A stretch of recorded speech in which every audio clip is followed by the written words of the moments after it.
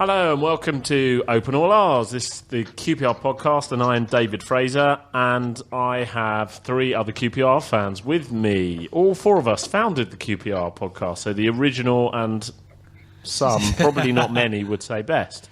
Have with me from BT Sport, Chris Charles. Hello. And from ITV Sport, Chris Mendes. Hello.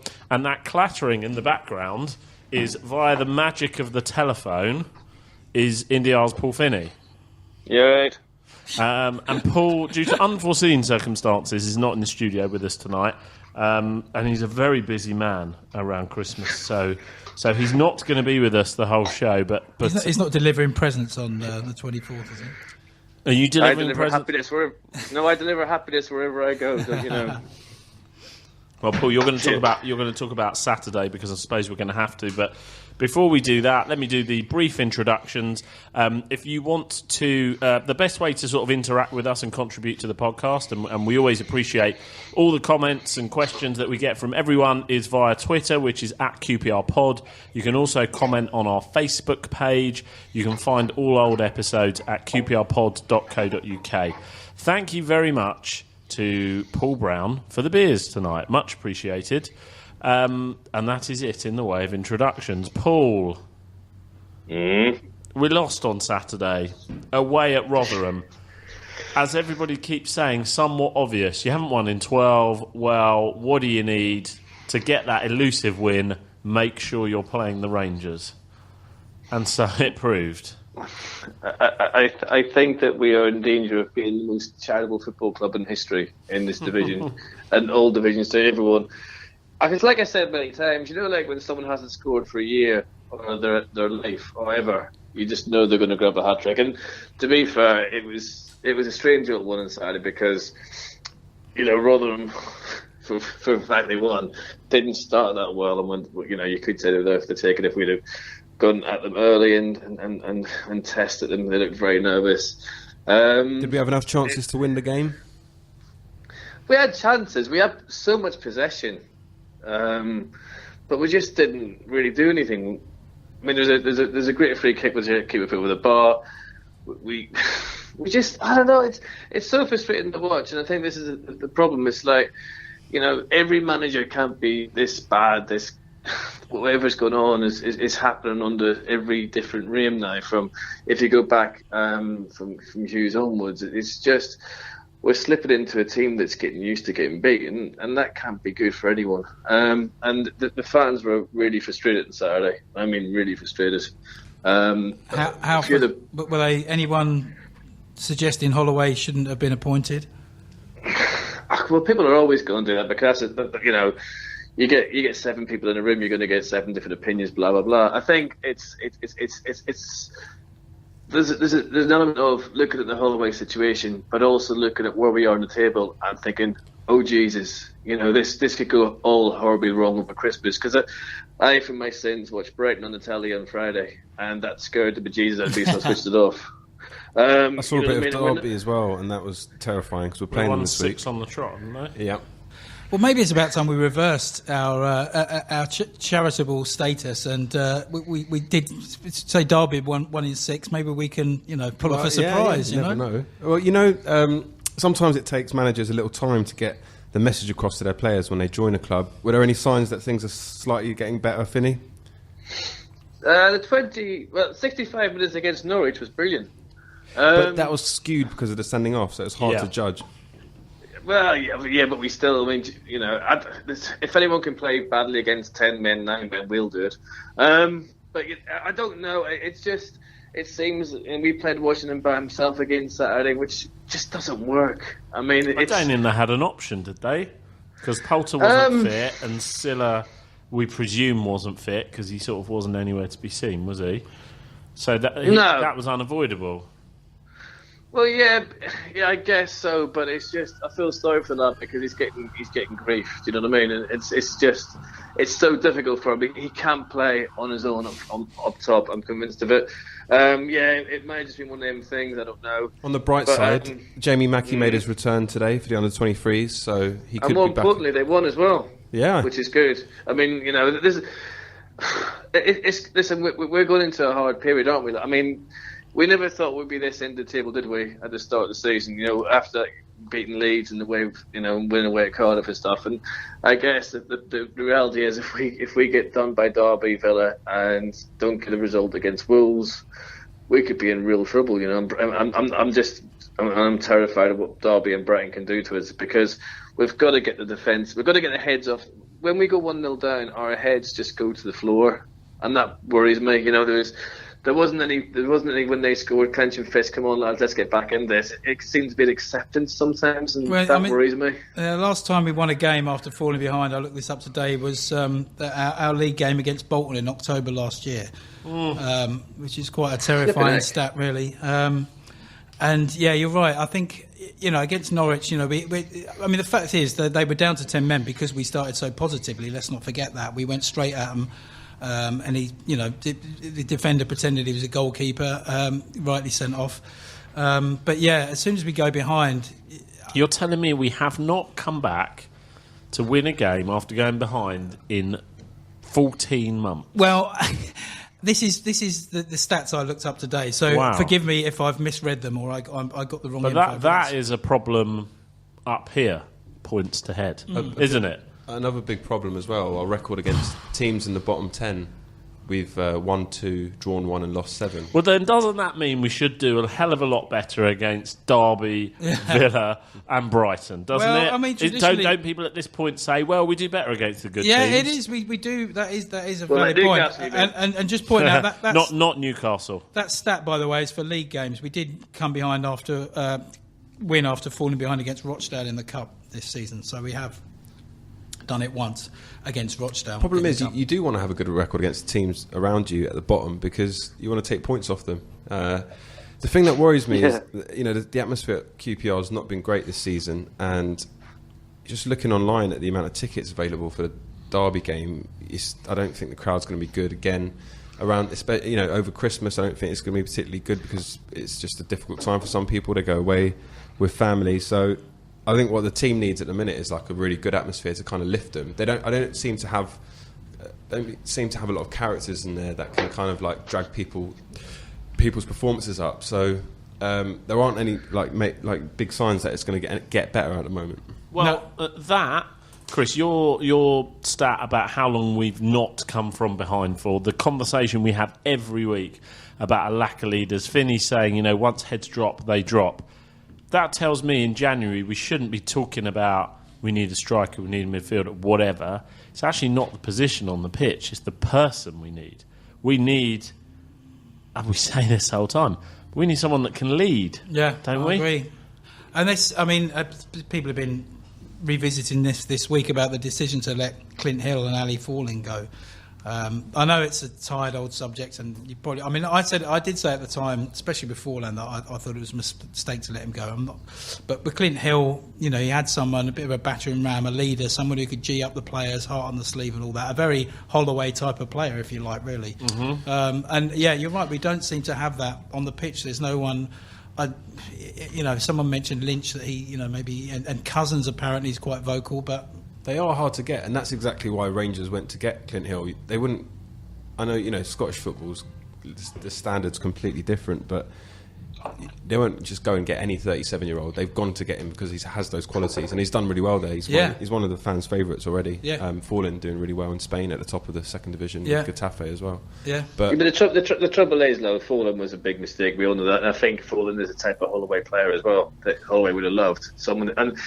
Everyone says, his injuries and that there. But look at the way he played against Brentford last season. He was more up for it than anyone I've seen in years done at Rangers. He was properly pumped. But I think it's not just how old the players are or their ability or their susceptibility to injuries. It's players who have a passion for the club, players who can, it's all very well from the manager, but the players within the team need to do it as well. It doesn't seem to be that many, if any, we've got who are apart from Jamie Mackey maybe who are bleeding the blue and white. I think it's quite easy to say that we do miss Clint Hill and Fallen more than anyone else because they were the most popular players with fans and the longest serving. But if you just look at the stats, we lost Matty Phillips. He scored and assisted so many goals. Hoylett as well. He wasn't amazing just because the expectations of him were so high. But you lose two players like that. Holloway said in his interview, Sean Walsh, last week that he's which was very good, by the way. It was very good. Yeah, he was a bit gutted that Matty Phillips wasn't here when he came here. He liked him from his Blackpool days. Yeah. But we do need someone, whether it's from the wing or up front, that's capable of scoring, a few games in a trot. But we've got. We need belief. That's what we need. Sorry, Paul, we need belief. Is what we need. We need. You say wingers and that anything else. We need to believe in ourselves. We need to lead by example. We need to lead by. Like use the Norwich first 10 minutes is what everyone seemed to be up for it. What goes so drastically long so quickly with QPR is we just seem to crumble. I don't know why. We've got 11 players who seem nice guys, and I gather the atmosphere is good, but we have a bunch of players who shrug their shoulders when we let in a goal. I mean, you say we've got wingers. I can't think of one that scored a goal for us this season. Who scored a goal? It's not so much scoring them; it's creating them, isn't it? And giving us width. I mean, by all accounts, Paul, at Rotherham, we were so narrow. They were just, it was just so easy to defend. I mean, Is that a fair summary? I think so. I mean, Rotherham was like Blackburn and Preston. They start against us and they grow in confidence because we're not hurting them, we're not getting behind them, we're not causing them enough problems. So they grow in confidence, and then they switch it around on us. And then their goal was ridiculous. I mean, it doesn't matter at what level of football. There's no way that kid should go through that easily. Even jump on them, and do anything. Chelsea, Paul. Yeah, kind of. Yeah, I don't believe. I mean, even that as it was.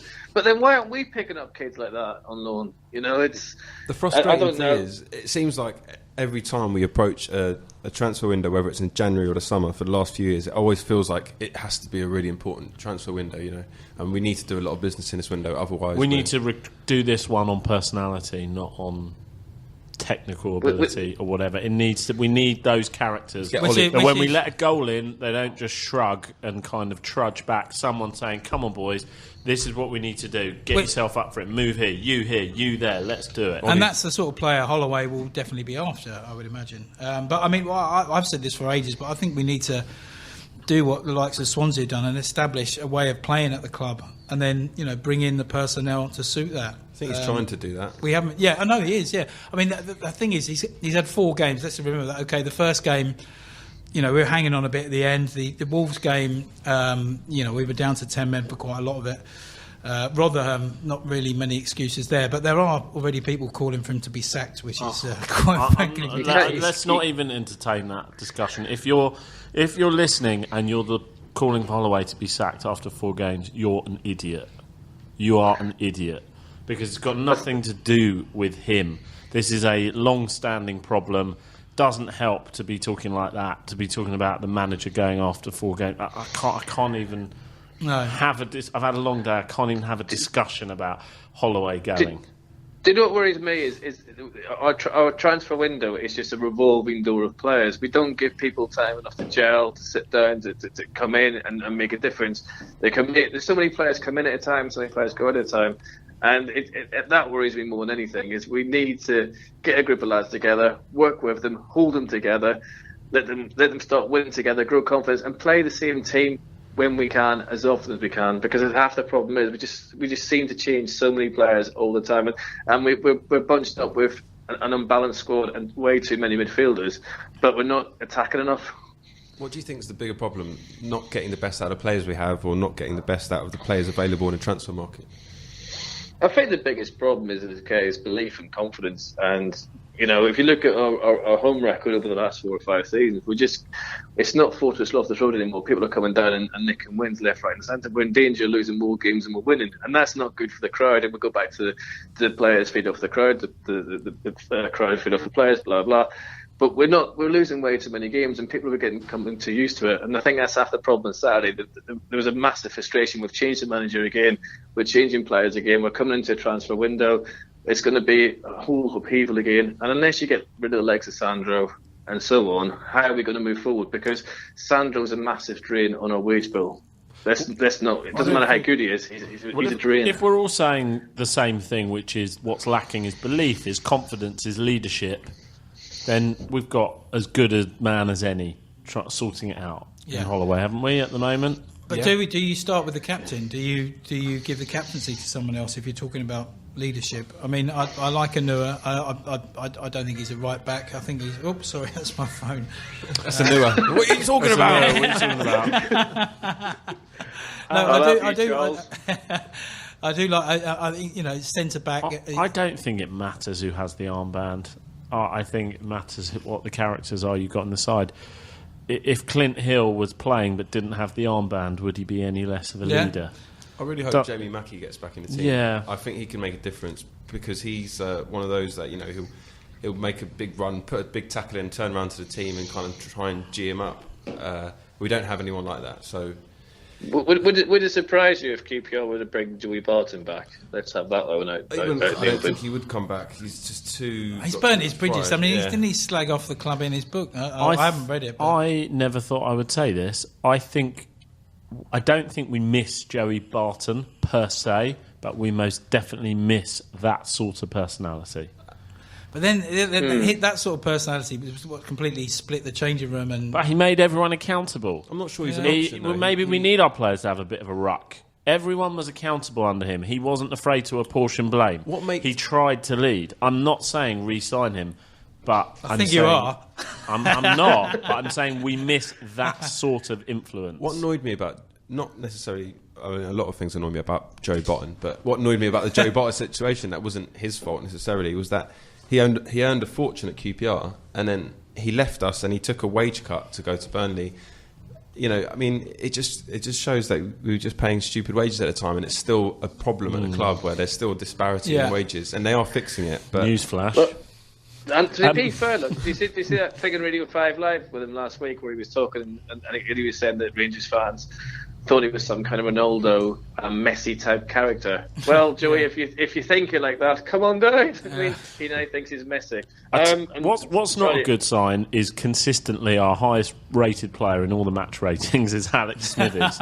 He kills the ratings every week. Yeah. That can't be a good sign. Well, he won't be killing them after January because he'll be on his way, I would imagine. Oh, do you think? No, I mean, people can't have failed to notice. I mean, good keepers are hard to find. But he has made a couple of errors, so... Yeah. Yeah, right. But to be fair, on Saturday he did do really, really well on Saturday. I mean, for me, he's been player of the season so far, head and shoulders above everyone else. That's what I mean. If we're all seeing it, then other people will be as well. Just trying to deter other clubs. Right, Paul. We got an interview now. We've got on the phone Tony Thorpe. We've got Tony Thorpe. We got Tony Thorpe and Paul. We've only got one Jack for a telephone interview, so you're going to have to go now. I'm absolutely fine with that. He's far more important than I will ever be. And Paul, don't forget to be you if you want. Paul, before you go, I've just got one more question for everybody. I mean, on social media over the last few days, a few people, who were saying, which they said at the time that Hasselbank was sacked too early. I just wonder if everyone agrees with that or disagrees with that. Is that the same people that were saying he should have been sacked ages ago? No, it wasn't actually. To be fair, what do you think, Paul? I don't think it would be any different under Hasselbank, and I think that he'd lost the players, and the players had lost him. I think in some ways, and I think we needed to make a change. That's what I personally think. But I'm always happy to be wrong. I can't see how he would have made a much difference. The Doug absolutely agrees with me 100%, as you can hear. I 100% agree with almost every word Paul has just said. Yeah. Jesus Christ, I just felt. I'm similar vein. My gripe was the way that he was sacked after we'd had one of our best halves of the season against Nottingham Forest, our bogey team, and Brentford was terrible. And if they, maybe they should have done it then. But yeah, I think the football was just so tedious and people were just staring into space that maybe it was time that he went. But I was just putting it out there because a few people suggesting that maybe he... And which is fair enough, which is what we should always do, put it out there. And we're putting you out there now because you are dismissed, as they say. Have a good Christmas, David. I won't see you before Christmas. Oh, yeah, thanks, mate. Happy Christmas. And the rest of you, lads. No worries. See you. Cheers, Paul. See you, Paul. Bye-bye. Bye. Okay, so... yeah, that's Merry Christmas to me because I'm not here next week. And now on the end of the line, we should have former QPR forward, signed by Ian Holloway, Tony Thorpe. Hey, Tony, it's Chris. How you doing, mate? Hi, Hi, Chris. You okay? Yeah, good. Where are you at the moment? I'm in my car. I'm in Luton at the moment.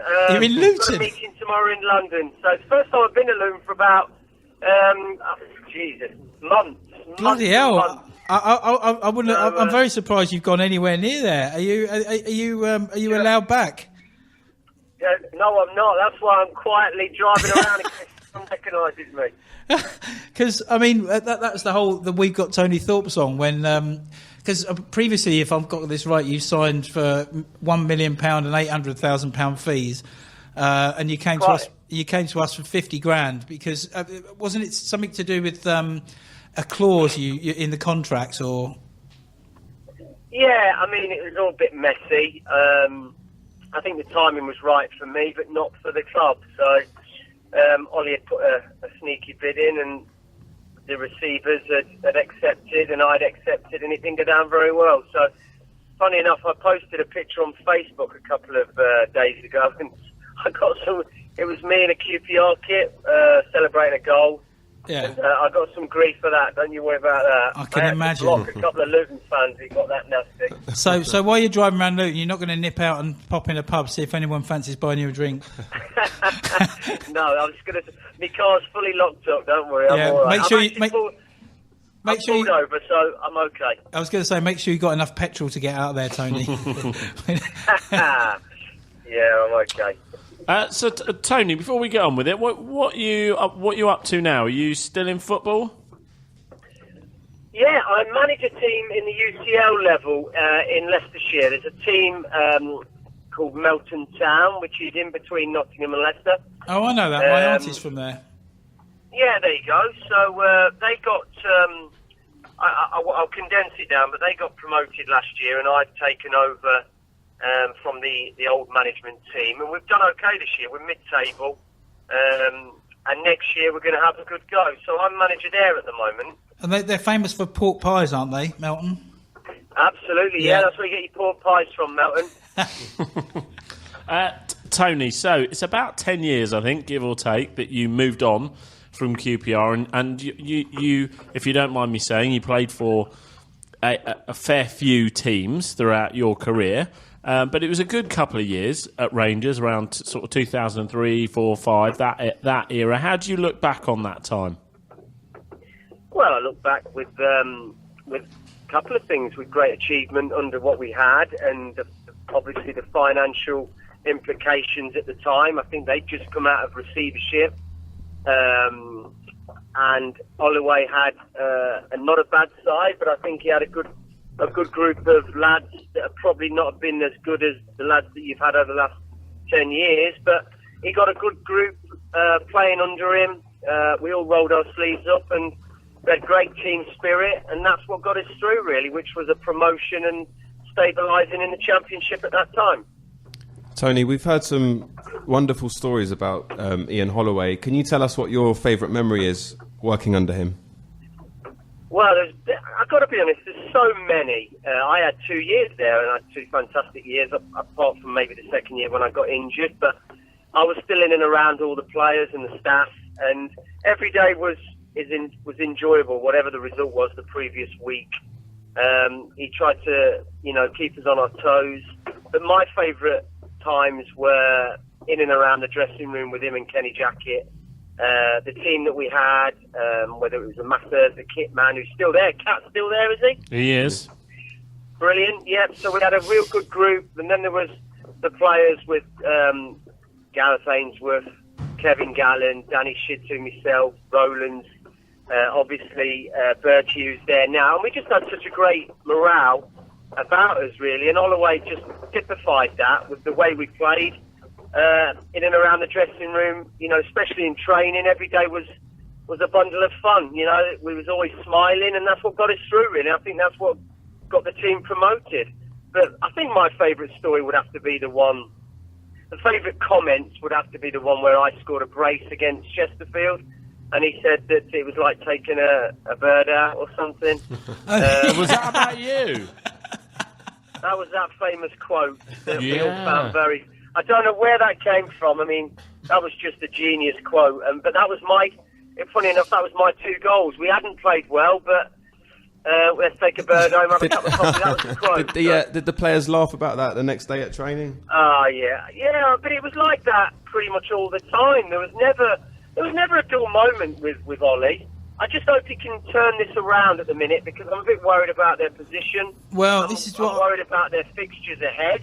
Yeah.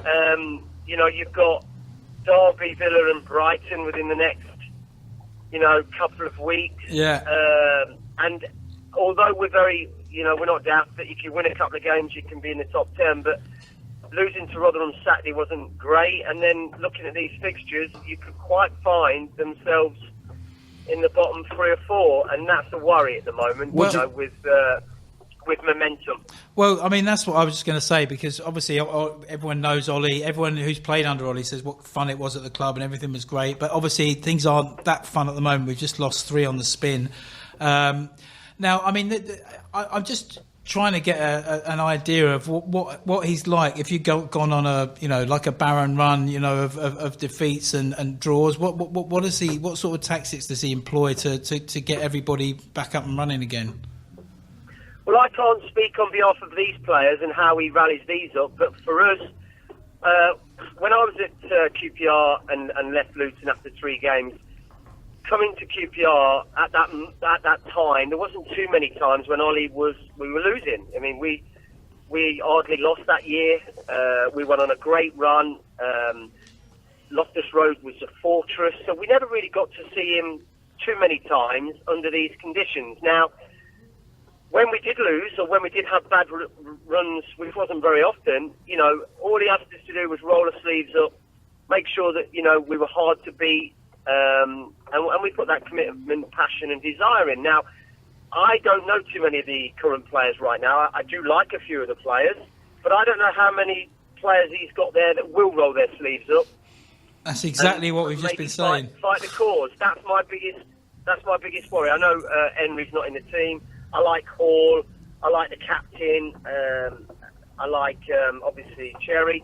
So there's a few players in the team that I do like that probably will do that, but I'm just worried that 75% of the others probably won't.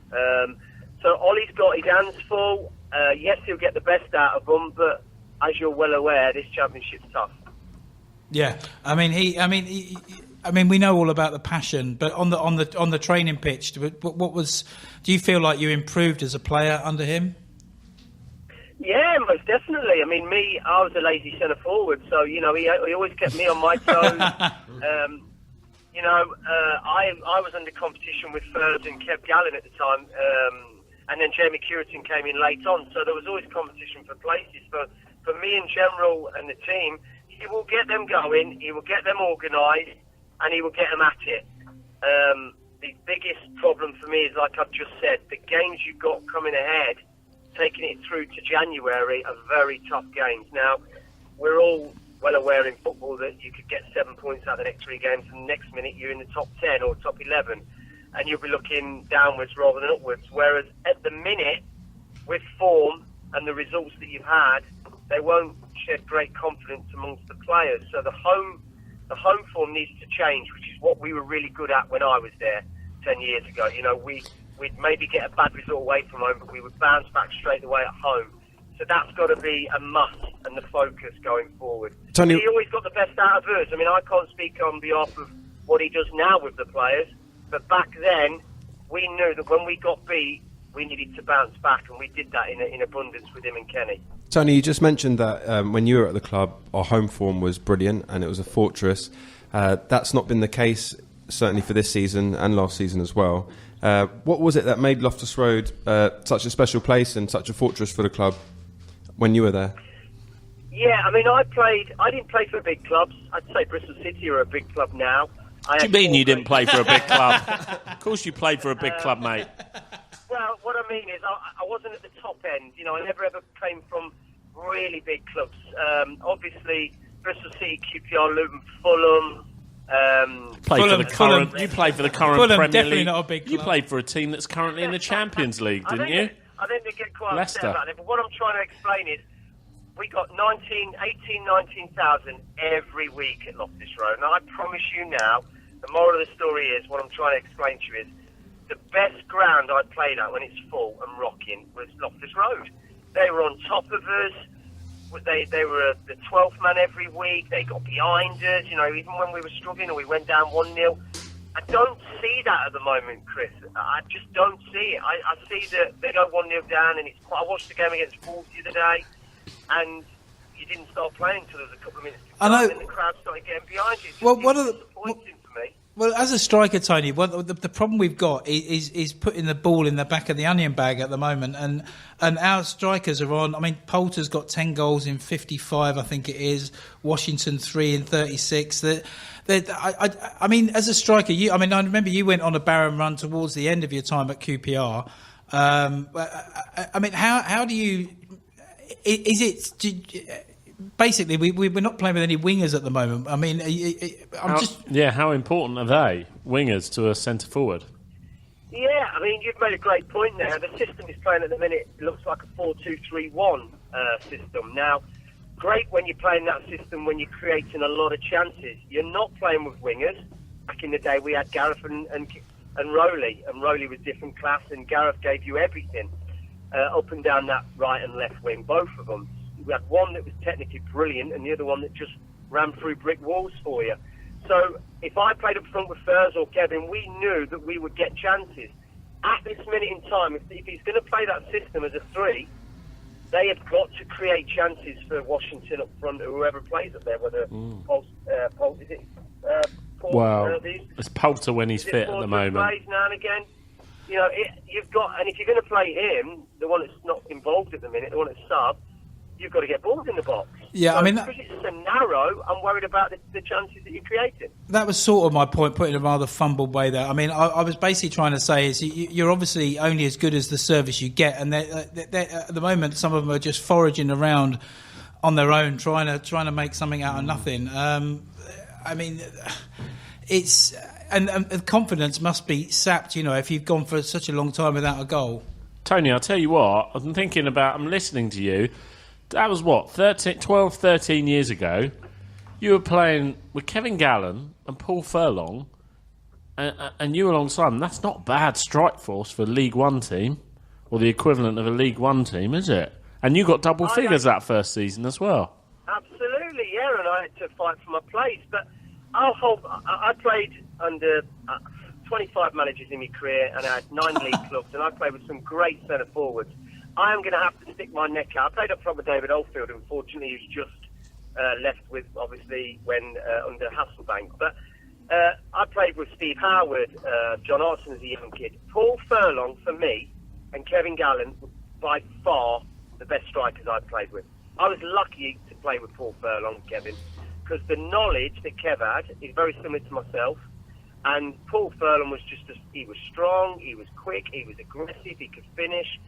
I don't think there'd be a better 3 than us. I'll stick my neck out in the Championship right now. Yeah. Right now.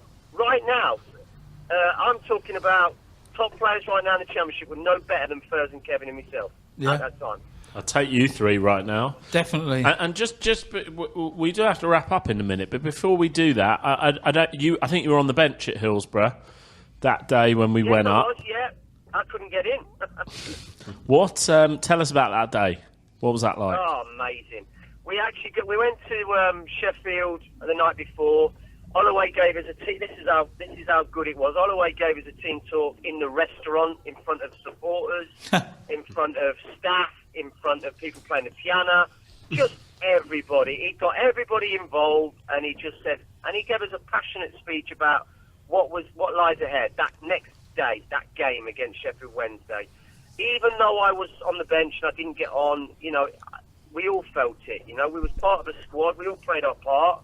And I was delighted. Obviously, Kev got a brace and Furs, it was an own goal, and I think Furs scored as well. I'm not quite sure. But the whole day, and then actually that final whistle going was a relief.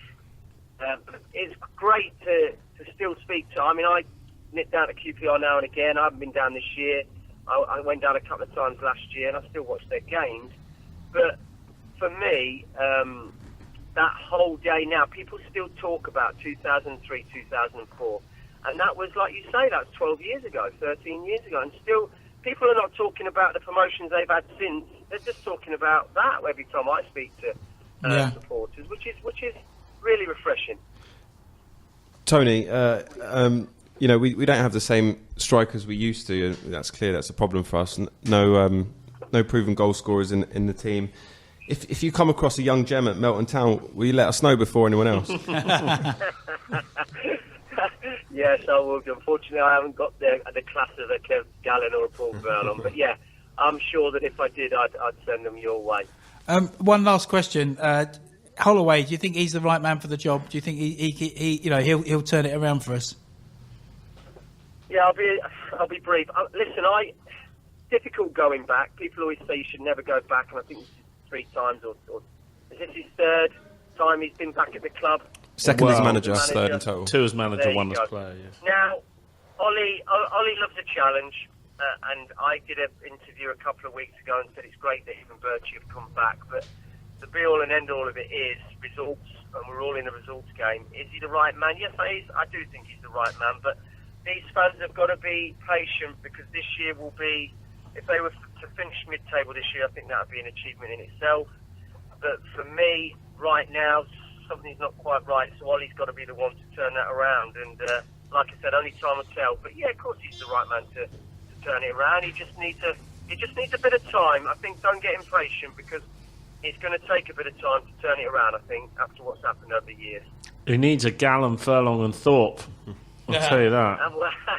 Listen, a gallon or a furlong would be enough. Get me. I think you've made some great points. They just haven't got goals in them this year. I know Washington's got a couple, but there's no goals coming from different areas, and that onus then becomes tough for the centre forward, because you need other people chipping in. I think back in the day, everybody chipped in when we got promoted. No, that's a really good point. Ainsworth got a few, and Rowley got a few important goals. Furs, me, we all chipped in, and that's the difference. There's not enough players at the minute chipping in, and I think they're all going to have to take stock, roll the sleeves up, and get through this bad period. Yeah, absolutely. Tony, thank you very much. Great talking to you. No problem, anytime, guys. It's been lovely speaking to you. Thank you, thanks, and mate. good luck with Melton this season. Yes, thanks very much. I'll let you know. I'm sure you'll be in touch, and I'll let you know how I'm getting on. Who have you got on Saturday? We've got Olney on Saturday, who are 4th. They're top. They're not a bad side. Home or away? Game Saturday. We're at home. Good luck. Good luck, and mate, I hope you've got a false beard with you, just in case you do break down in Luton. I'll fill my car up as I come into Luton. Good move. Good one. All right. Tony, thanks. All the best. Cheers, No Tony. worries. Take care, guys. See ya. Cheers. Bye-bye. Bye-bye. I really enjoyed that. Yeah. I really enjoyed that. I mean, Yeah. we get these interviews sometimes and you think, not sure. Yeah. Not sure. It was a long time ago. It was a couple of years. But what a lovely bloke. What an Yeah. engaging guy. Those 3 strikers, that is a good strike force Yeah. for League One. GFT, they were great. Yeah. Yeah. And I remember his... I actually looked it up. It was on YouTube today. His first... those Chesterfield goals are there. And one of those goals was an absolute corker. It was a long ball from Palmer, laid off by Furlong, and he sort of dribbled through the defence and finished. So well worth a look. Right, Arles End. Oh, sorry. Oh no, I was just going to say he's right about. I mean, I'm stat man tonight, but he's right about the goals not coming from anywhere. Luongo, no goals in 49. He got 6 in each of his last 2 seasons for Swindon. Washington, as I've said, 3 in 36. Poulter 10, 55. Silla 4 in 14, 9 of which was sub. Borosiuk's got, or however you pronounce it, has got no history of goal scoring. Got 3 in 100 odd. Sandro 3 in 6, all in the cup. Cherry 4 in the first 8, none in the last 15. 10 last season. And Voshlex has got 11 in 120. So, but Jet, funnily enough, for us last season, 5 in 15, 11 in 24 for Gillingham this season. So I wonder if he'll be thinking about getting him back in January. If that's a chatter around that. Yeah. Okay, Arles End. Who's going to go? Just an appeal for anyone out there capable of scoring goals. If you want to come and play for QPR, you're more than welcome. There's only 3 teams in the league who scored less goals than us this season. Fewer, isn't it? And you're a journalist. Ooh, Sorry? Isn't it? Isn't it? You two are journalists. What are you talking about? It's not less goals than us, it's fewer goals than us. That's what I said, yeah. No, you said less.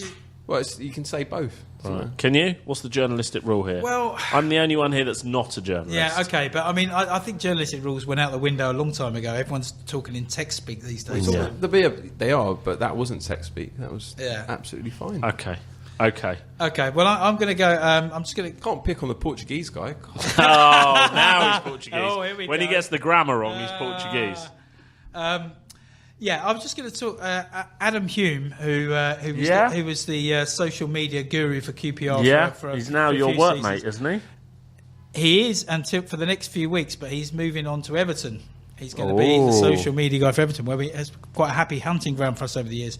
So, he's an avid listener of the podcast. Every time I come into work, I listen to that on the way in, blah, blah, blah. So I just wanted to say, well done, Adam, on getting the job. And in true Finney style, thanks for everything you did at QPR. I mean, he did some great stuff there, including the Tiger Feet 6 video, where all the players were wearing massive furry tiger feet and featuring all the kids from the Tiger Cubs as well. So, yeah, good luck, Adam, and thanks for everything you did. I agree with QPR. that, and I know this is sort of a boring marketing social media point, but I think his work actually really changed how the club communicate, and they still keep that up to this day. I think he did great work at the time. So. Good luck at Everton, and he's from sort of up that way, isn't he? Yeah, he's moving closer home. Yeah, wow, where Tony Thorpe scored the 2 goals. Yeah, it's all come full well, no, circle. that was at Loftus Road, but good. Yes, against Chesterfield. I'm sure he'll do really well there. I have 2 things. First of all, we've got a competition running this week. We are giving 2 tickets away for the Aston Villa game on Sunday. We have 2 tickets in the South Africa Road stand, courtesy of the shirt sponsor Smarkets. So, if you would like to attend the game and you would like to win 2 tickets, all you have to do is answer this question on Twitter or on Facebook or email or however you would like to tell us. You have 48 hours from when we record this podcast. The question is, what minute do you think the first goal will be scored on Wednesday night against Derby? What minute do you think the first goal will be scored? I won't ask you, but we have 2 tickets. What if there's a tiebreaker? If you go for 0 minutes, then we will think about it and work out a tiebreaker. Yeah, if you want to go for 0. What if 2 people say 47, for instance? Then we will have a tiebreaker. Okay. We will have a tiebreaker. but is that all right? I don't know. I'm just letting everyone know. If you've seen someone on Twitter say 47, then just don't do that. Exactly. So just to give the kind of the thanks to Smarkets, this is in conjunction with their Christmas competition they're running on smarkets.com/QPR. There's some really good prizes on offer, including a training ground visit and match tickets between now and the rest of the season. People just need to sign up to Smarkets and place at least 1 bet on any QPR game before Christmas, over 18s only. And that question, tweet us, email us, whatever you think. When will the first goal be scored in the game against Derby? And we have 2 tickets available for the Aston Villa game on Sunday. Right. My actual R's end is about the Blackburn. Blimey, you're doing a Finney here. I am. Is about the Blackburn FA Cup game. Ellerslie Road closed for that game. £10 a ticket. I know I've seen some chatter online, the tickets should be a £5 and whatever, and I'm not sort of going to address that but I think what a sad state of affairs for the FA Cup that we're closing a stand for the 3rd round in the FA Cup. Than the FA Cup, actually. Do you think? Yeah, because I mean, you go. It's just the way the club are doing. Leeds are doing well, for example, and I think if they put their tickets down to a tenner, their stadium would be full. They were playing Blackburn at home in the FA Cup, and they've got twice as many people going. So, yeah, I mean, I think you've got a lot of factors in there, but I personally, for season ticket holders from next season, I would include. Hopefully, we will be as many games as possible. No, hopefully we will be entering in the 3rd round next season, but I would include that as part of the season ticket because just for the 3rd round, because let's face it, we're probably not going to get beyond that anyway. And if you stick a tenner on the season ticket, you can swallow that in instalments. But I think that'll be a way to get people along because I think, you're right, Chris. The stuff that's been served up this season under whoever is just not inspiring people to fork out any more money. Well, okay. I think we've reached the end. Surprisingly enjoyable podcasts, which I wasn't expecting. I wasn't expecting at all. Right, I think we've got one more next week. Yep. And then we're doing the Christmas break because all the Mondays seem to be either game days or bank holidays. So we've got one more next week. But otherwise, predictions for Derby and Aston Villa. Shoes. I think we will get Beaten. 3 points. 3 points from those two games. I'm going to be optimistic and say we're not going to lose both. Yeah, I mean, I'm going to try. I'm going to go for reverse psychology and say 3-1 Derby, 2-0 Aston Villa. No. 6 on the trot's a lot. You've got to go some way to get 7 on the trot. So we'll be all right. I do think that, yeah, as I said earlier, we play rubbish against rubbish teams, so hopefully we'll raise our game and do the fans proud. So. All right, this has been Open All Ours. Thank you very much. We'll see you next week. UPR.